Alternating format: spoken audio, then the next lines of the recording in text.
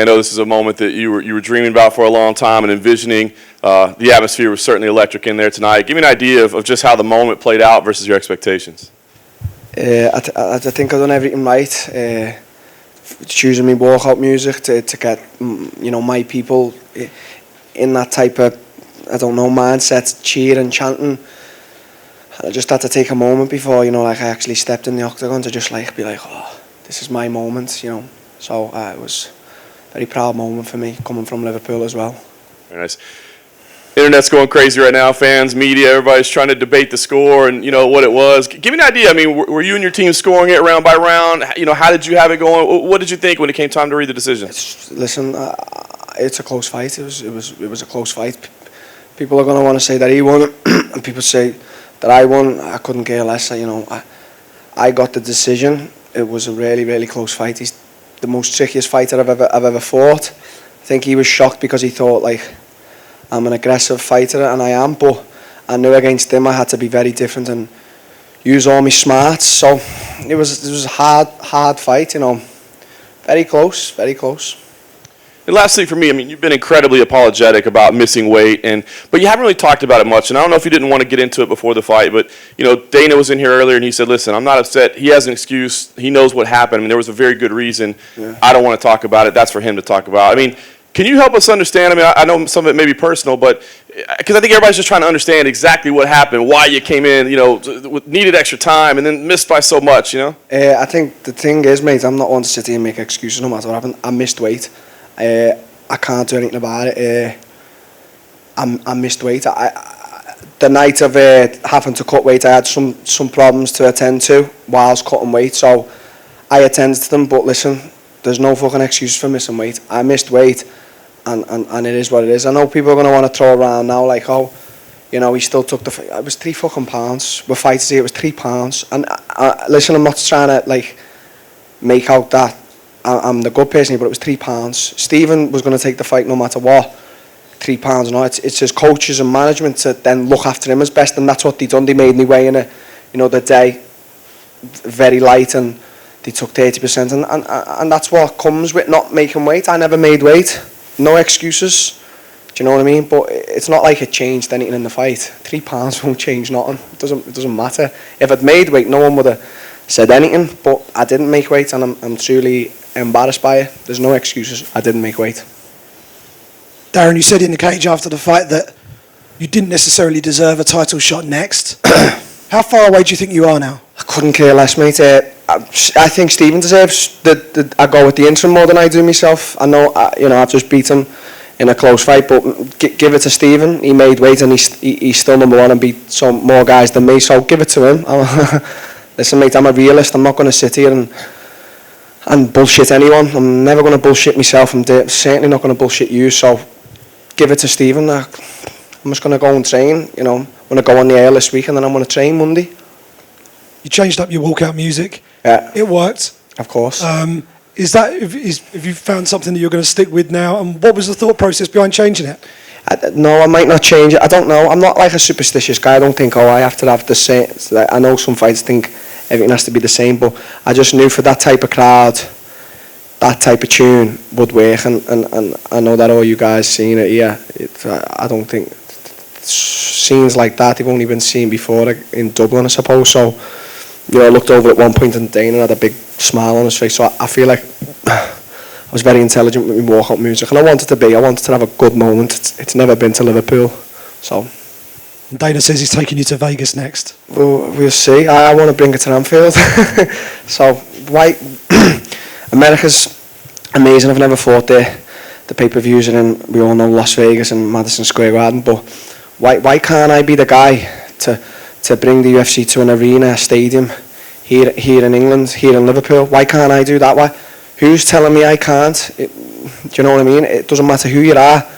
I'll say fuck you, and I don't care. To me, I want a stadium event to happen, a pay-per-view at Anfield. I've had the dream of the Echo. That's been done now. Now it's Anfield. So, Dana's the boss, but manifestation, that's what it's all about. Darren, congratulations on a very composed performance after a difficult couple of days. Just going back over that point that Simon mentioned there about Dana, he categorically said you're going to America next. Yeah. He's just been in here. We've seen great occasions, though, when British fighters have gone to Vegas, and there is clearly about 10,000 people that would travel over there with you, and it goes down in history in America. And it's strange to hear you say you are going to refuse it from them. No, I'm not going to refuse it. If Dana says, Darren, you're fighting in Vegas, I say, okay. But I'll try and convince him. I'll say, listen, believe in me as I believe in myself. And yeah, 10,000 might travel over there, but 65,000 will fill Anfield, in the ground and sitting and seats, maybe more. So I know I can fill that shit out, trust me. Is the title shot not the one in Enfield, though? Maybe, but listen, I'm not going to sit here and say, I missed weight, so I don't feel like I deserve a title shot. Anyway, I missed weight. So there you go, right away. I don't deserve the next shot at the title. Still feel that Stephen probably deserves it. Maybe whoever wins out of the interim, maybe Stephen or Usman, they deserve it more. I've just said this. I'm a fucking realist, and I'll always stay this way. I still want to beat them all in the division. I want to come back. I want to put that weight thing behind me.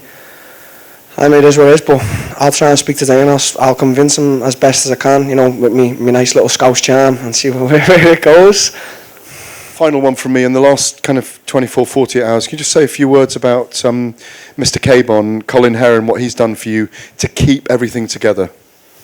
Colin doesn't say much. Colin doesn't have to keep anything together. Colin just says little pieces and little words of wisdom, and it just motivates you and keeps you positive. He's a phenomenal man. Without Colin, none of this happens, you know what I mean? And Colin is the main fucking man. Where is he? There you go. Darren, you mentioned how you thought that Stephen would anticipate that you'd come out the aggressor in the fight. I'm fucking roasting you, I'm sorry. It's alright, feel... Don't look at me fat belly, didn't make weight.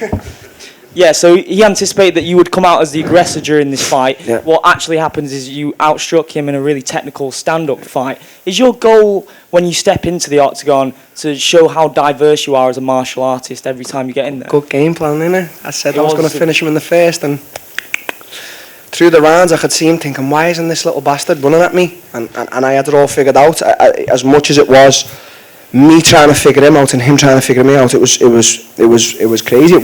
It was Muay Thai versus karate. He tried to take me down at one point, and I stuffed it with my wisdom and got back up. But I was trying to figure him out as much as he was trying to me. I was faking the left, but I wasn't throwing the left. I wasn't wasting no energy with it because I knew he wouldn't be there. He's so good with his head where he goes, and sometimes when I had him on the octagon, I'd open my hands up, to make him think that I'm bigger than what I am. That's what I try and do. But listen, it was 5 rounds of each other. I said this, I put a tweet out there after a big cowboy. I said what a chess match it would be, and it was, because as the people said, everyone's debating on Twitter. I'm not on Twitter, but I can imagine that I'm getting hated on for missing weight, and 50% are saying him and 50% are saying me. I won the fight. I did win the fight, but it was close as ever. He makes guys, when he's at his best, Stephen Thompson, he really does make guys freeze up in there. The fight with Rory McDonald being a key example of that. Was that a fight that you studied going into this one? I don't study fights, mate. I study my opponent when I'm in there. That's what Colin's for, Mr. Carbon.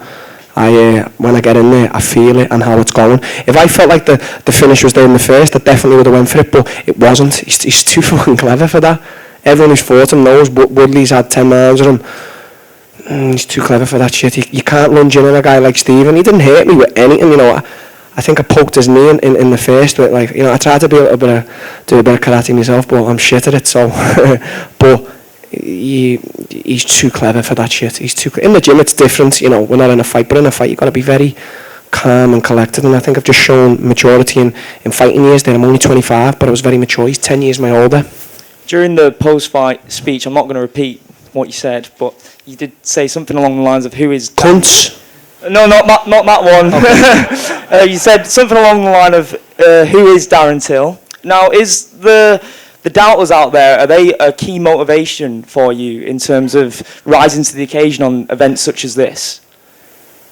Yeah, no, I don't wake up every morning, thinking who's a hater or this or what. Every morning I wake up and I want to do me coach proud and and myself. Listen, I'm in this for myself. I started out as a fighter to be the best for myself, not no one. You know, when you hear fighters talking, they're like, my goals have changed because I've got a daughter and that. Well, you're wrong, mate. It's got to be for yourself. You've got to do it for yourself, you know, and I'm doing it all for myself. As much as I'm doing it for them people, it's all about me. And yeah, I fucking hate doubters. I hate them with a passion. I especially hate the fighters and that they doubt me. You know, I think every fight that fighter in the UFC that they went to predicted Wonderboy would win. Well, fuck yous. Look, now, yeah, it was a close fight, but I still showed me worth. You know, maybe now just stop doubting me a little bit less. You know, and there's no disrespect to Stephen. I've just said I still think he deserves a title shot more than me, and I've just beat him, but I just don't like getting doubted. I don't want people saying this kid just come on the block and he thinks he's this and that. I don't. I just say I'm the greatest because I believe I am. That's all. With you continuing to stack up the wins and your profile keep rising, you're undoubtedly going to become a role model. You probably are already a role model in the city. Your language is undeniably colourful. Do you feel like sometimes you might have to tone that down a bit? No, it's a word. It's just a word, right? It's expressive to how passionate I am. And you know, every time I'm going for interviews, Till, can you not say this and not say that? And I say, maybe, I don't know. And then it comes out like Tourette's. So do you not think that TV network stations are going to be like absolutely bricking it when you're going to be coming into studios now? Maybe, but they got a choice. They can have me on or not. It's no skin off my nose. I don't want to be a celebrity. I don't. You know, you can give me an interview. You can't. I don't care. But it's just I'm just so passionate. For me. It's just I'm so passionate about it, and I don't think when you know I swear words coming out of me, I shouldn't say this. I'm just passionate, and that's what comes out of me. And maybe I might have to tone it down, but I'm not going to. Oh, sorry. Hi, Darren. One of the parts of the agreement for making the fight happen after you missed weight was you making 188 pounds just right before the event. Was it a challenge for you? Yeah, it was because I've got the type of body. I don't know what it is. As soon as I'd missed weight, I started hydrating again, and my weight just shot right back up. I went back to, I think in kilos, I went to 88, and I had to weigh in at 85.2. So that was the night going to bed. So last night I had to starve myself and not drink. And this morning, didn't I, Colin? I went and trained. So I went in the gym and done 45 minutes hard training to you know, this is how much I wanted to fight. But I'll say it again, I'm not going to stop. There's no excuse for missing weight, and I'm truly ashamed by it. I don't like it. You know, I feel like my win could be a little bit more right now if I'd made weight. I'm taking a bit off. No matter what, win, lose or draw, I'm still taking a bit off because I'm ashamed by it. You know, I am a professional man, and as I've said, I'm a big guy for the weight, and I've got to get it more under control. And I've made weight before. I made 170. Like I had a coke before my last fight, my last weigh-in, but just got to get it more under control now. It's just another thing, and you know, adversity, bad or good, I'll face it. Did you feel any inconveniences inside the octagon because of this 188 limit? Yeah, I did, but I just don't care. Honestly, I just do not care what happens. Honestly, I just don't care. When I'm inside the octagon, it's all blank. It's all different for me. Nothing affects me. Nothing affects me. So, yeah, I said to my coach before I was going, I said, I've got an headache. I said, I feel a bit tired. I said, I don't feel, you know, the same, but when I'm in there, it's all that confidence that I've got, and I know I'm confident. So, Darren, this is a big sports weekend for Liverpool, but you know, Real beat Madrid, and then Molly lost her fight. Yeah. Almost made it so that all the expectations and hopes were laid solely on you. Was that something you were thinking about and feeling on your way into the fight? No, I don't care. I don't care. It's me who steps in there. It's not Liverpool football team. You know, it's unfortunate that in a debut Molly lost. You know, sorry about that, but you know, it's an individual sport, and I was just going in there. And for me, whatever will happen, will happen. If I go in there in 10 seconds and Stephen knocks me clean out, then it's happened. You know, I'm not a guy. I don't care. I'll come back from it. I'll come back from anything. I know I will. I'm only young, and I've got the determination and grit to come back from anything in this world, no matter what happens. And in that fifth round, you know, you had him knocked down. It looked really close to a finish. Fourth. It was fourth, wasn't it? Was it the fourth? Fifth. Fifth, yeah. I've lost my head. What was going through your mind when you saw that? Did you feel like the finish was close? And Yeah and no, because Woodley had him knocked down a few times. Stephen recovers very quick because he's very fit and this and that. Listen, this fight for me wasn't about finishing Stephen. It was about being more of a smarter fighter, which I feel like I was tonight. So 5 rounds, easy.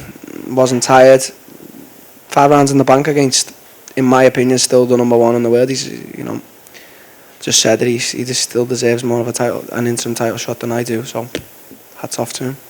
And as you mentioned, it was a very close fight, and we did actually see some very controversial scoring earlier in the night. Even Dana mentioned that he felt some of the scoring was very off.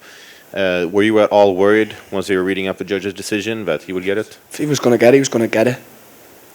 It's simple as that. If he would have got it, he would have got it. And if I would have got it, I would have got it. I said to him after the fight, I said, we need to do it again. And he said, yeah, definitely. And right now, his coaches are probably in his ear saying that he won the fight. He's probably convincing himself. And, I'm sure I'd do the same. But I won. I know I won. I think I did edge it. Just on how I moved around the octagon. I cut him off. Anything he did throw, it was nullified. It wasn't hitting me. It was defended. So I think it was a close fight, but I do think I won.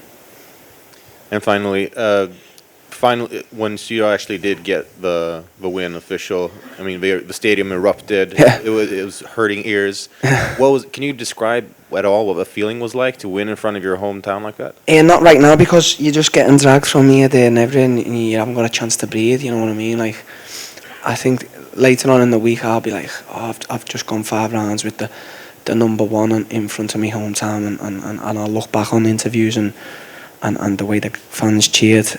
They're all my friends in there, you know what I mean? Half of that arena, I could see them, they were all my friends. So yeah, it's sort of one of them moments you have to live it when it's done. Right now it's all like that to me. And there's a lot of goods, and there's a lot of ups and a lot of downs. Obviously the down is me missing weight, but still, shit happens. Thank you. Thanks. Darren, over here. You spoke obviously about the atmosphere tonight, but how do you remain to stay calm in a situation like that? And do you block out the crowd? Were you aware of the crowd during the fight? Yeah, I was definitely aware, but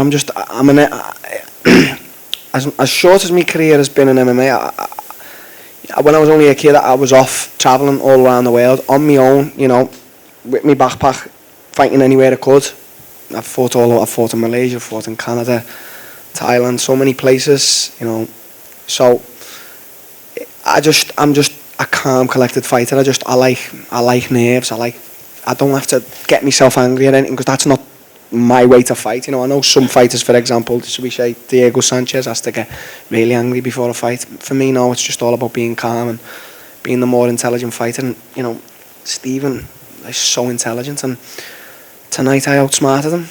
I did.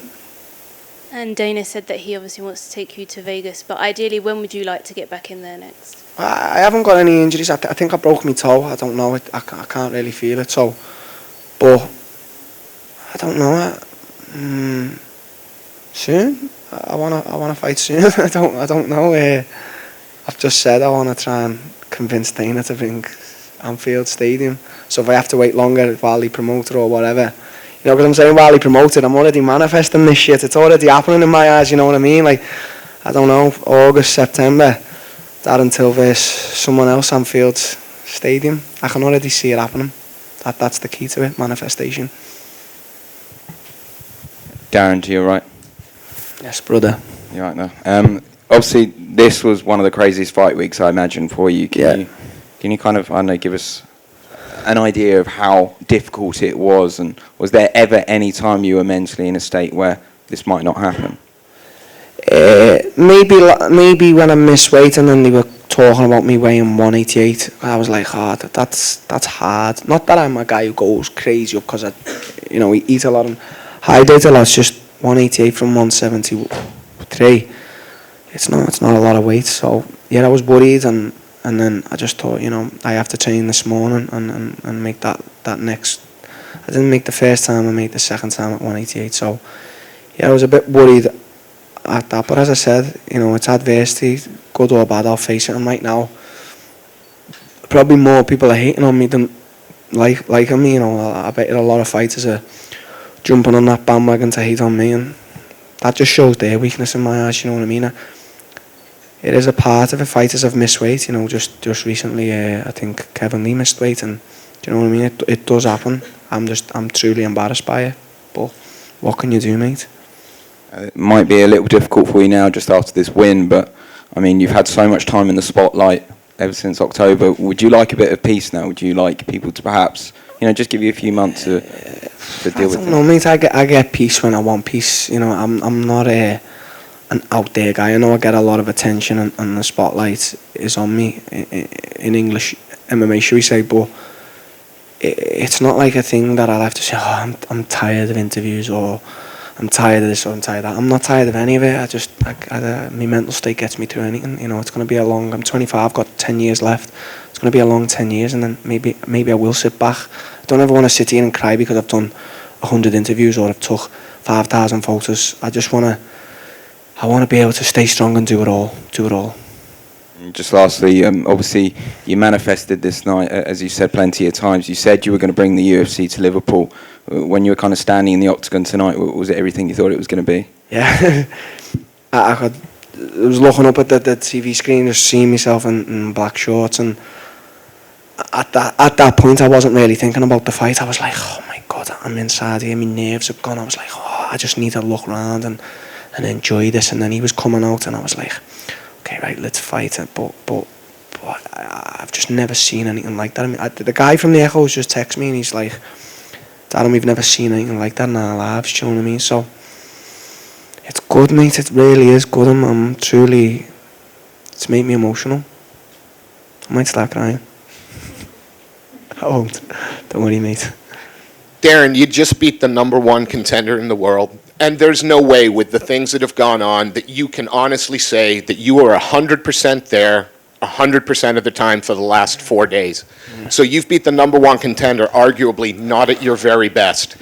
Maybe my question is more for the coach than for you, but just how much better can you get? Because the potential seems limitless. My coach did say that. He said, look what you've just done. Didn't you call against, you know, the #1 and you weren't at your best? But, you know, as much as my coach said that to me, I've just said it. There's never an excuse. It doesn't matter if you're at your worst or your best. To me, the mentality I've got is on fight night, no matter what happens, if I pull a knee or he pulls a knee or whatever, you break hand, the better man always wins in my eyes. I don't want to ever leave a fight going, I should have won that, or I didn't win that because there was this problem or because this problem. Do you know what I mean? I want to leave the fight knowing, well, he beat me. He was the better man. That's the mentality I want to have. That excuse bullshit don't work with me. I fucking hate it. I hate excuses, and that's not me. So tonight I was the better man.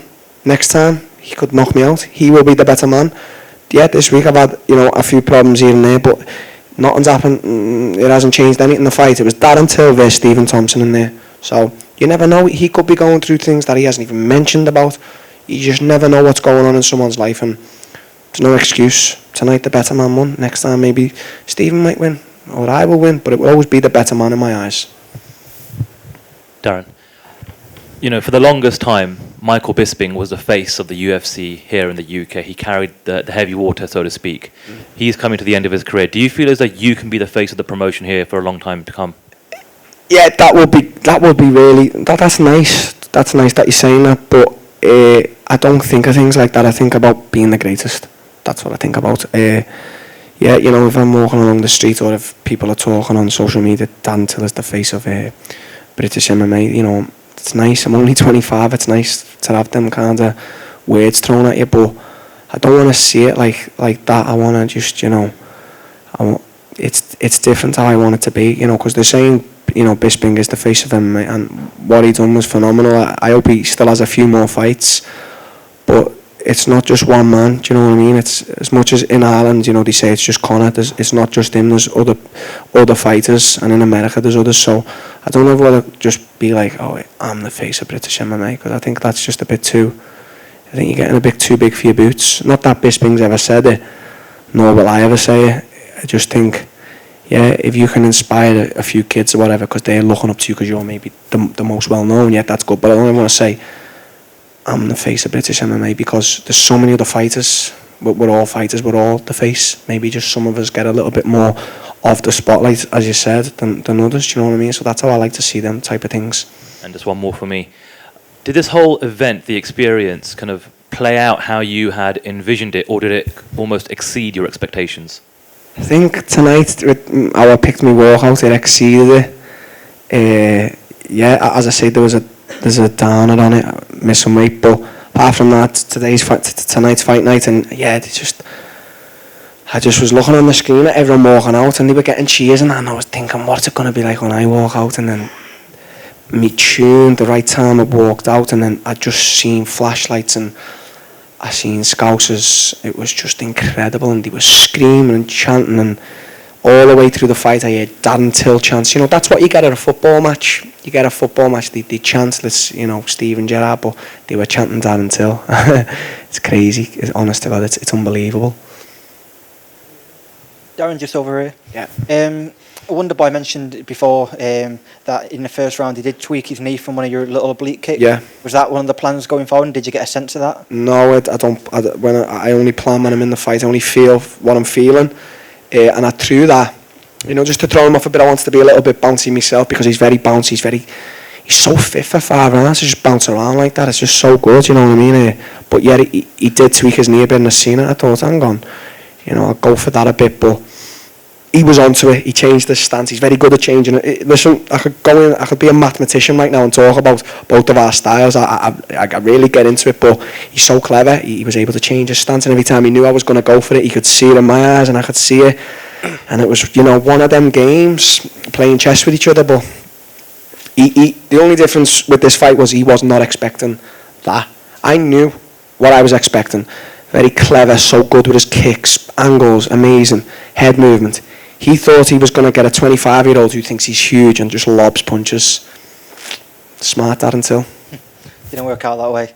So we've been with like Cowabon and like Cowabon's legendary status from many years ago, as you saw on the Fighting Pride documentary from back in the day. Do you think there is like a bit of a rebirth of Cowabon? I know you've got guys like Mike Grundy and stuff who were pretty much ready to be called up to the UFC. Do you think this is still like a bit of a rebirth of you guys? Yeah, I totally agree. For starters, Michael Grundy deserves to be in the UFC more than myself. That man is the most hard-working, honest man I've ever. He's here right now. I'm not going to start crying, are you, mate? You know what I mean? But you baldy bastard. Sorry to everyone who's got bald hair, but. To just put it out there dead quick, he's just there for you. You know what I mean? I was struggling to make weight on that night, and he was there. He was sleeping in the gym while I was back and forth dealing with some problems, cutting weight. He just does more than enough. That man just deserves to be in the UFC. I can't say it enough. You know, and he could beat everyone in that division. He could. Honestly, I train with him every day. He takes me down. He beats me up. But yeah, rebirth maybe because when I started, Cowabon was amazing. 7 UFC fighters they had in that gym. I was just looking, and I was just like a 17-year-old kid, and I was just like, I had Terry, the first sparring session I ever done, Terry dropped me with 2 body shots, and I was like, I will get you back. I'll get you back.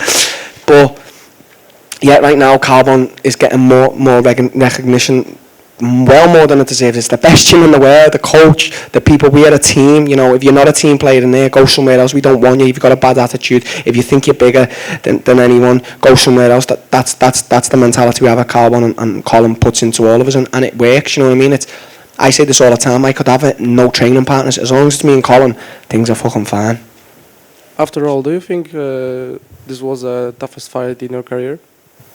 No, it wasn't. It was very hard to figure out, but no, I've had tougher fights before where I've been brought into the trenches and knocked down and stuff like that. So definitely not my toughest fight, but by miles my most hardest to work out. I said it in the octagon that man is the hardest fighter to work out. It's a hard fight in that sense, not as because he didn't pressure me and it didn't. It's the different type of fight. I can't say enough how tricky he is to figure out. We had a kickboxing guy in the gym, karate kickboxing guy, and I figured him out quickly. We had some good rounds of sparring, but Stephen's still so head movement, angles, you have to be on your guard with that man. So good. We mentioned that before. Dana said he is planning to make you on the card in Vegas.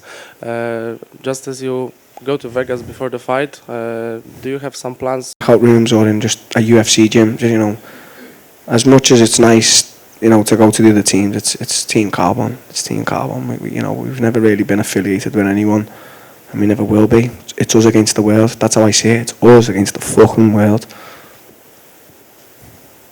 Yeah, thank you for everyone coming here.